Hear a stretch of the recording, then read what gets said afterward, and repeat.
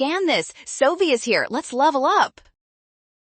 A. The eukaryotic plasma membrane is primarily composed of a phospholipid bilayer where hydrophilic phosphate heads face the aqueous environment and hydrophobic fatty acid tails form the interior. It also contains various proteins, cholesterol for fluidity, and carbohydrates for cell signaling. B. The researchers use the wild-type seed AV protein as a control to provide a baseline for comparison.